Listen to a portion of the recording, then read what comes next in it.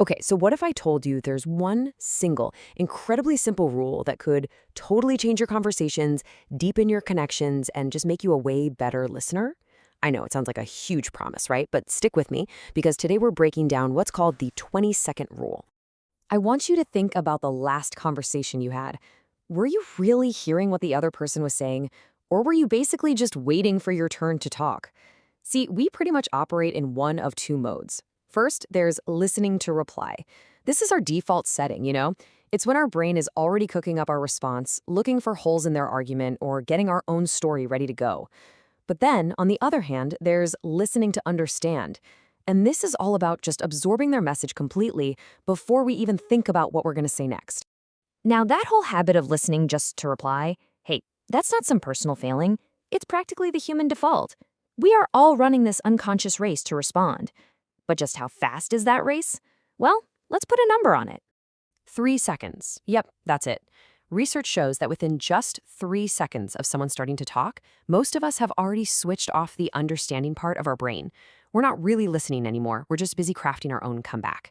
It's exactly why so many conversations feel kind of shallow. We're missing almost the entire message. Okay, so if the problem is this tiny 3-second flaw, what's the solution? Well, it's a simple but honestly a surprisingly powerful fix. It's all about putting in a deliberate pause, creating a little space where a real connection can actually happen. And here it is, the 20-second rule. The idea itself could not be simpler. When someone finishes talking, you don't jump in. You don't immediately offer advice, and you don't share your own related story. You just wait. You pause for a full 20 seconds before you say a single word. So we're basically going from a 3-second impulse to a 20-second intention.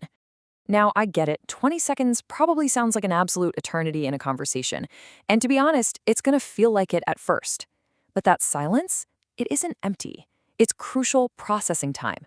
It's the time your brain actually needs to go from just hearing the words to really understanding the meaning and the emotion behind them.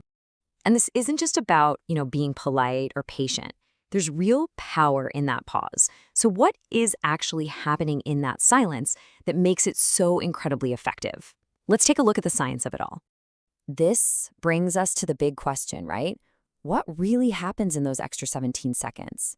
That gap between our 3-second impulse and the 20-second intentional pause, that's where the magic happens. It's where a surface-level chat can actually transform into real, genuine understanding. And the payoff is, well, it's staggering, 60%.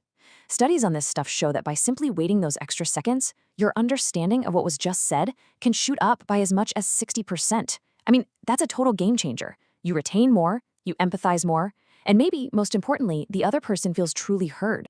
Okay, I know what you're thinking. 20 seconds? That is going to feel so awkward. And you know what? You're not wrong. It probably will at first. So let's not start there. Let's make this something you can actually do. I've got a super simple challenge for you to try in your very next conversation. So forget 20 seconds for now. Just try 5. Here's the challenge. The next time someone is talking to you, just listen. Fully listen. When they finish, before you say a single thing, just silently count to 5 in your head. 1, 2, 3, 4, 5. Then respond. That's it. Just notice what happens. It's a tiny little change that can have a surprisingly huge result. When you boil it all down, this whole thing comes back to a simple choice we make, usually without even thinking about it, in every single conversation we have. And it's a choice that determines whether we connect with someone or if we just talk right past each other. So I'll leave you with this one question to think about, and be honest with yourself. In most of your interactions, what's your main goal? Is it to truly, deeply understand the person in front of you? Or is it to come up with the perfect reply? The answer to that question and the choice you make next really could change everything.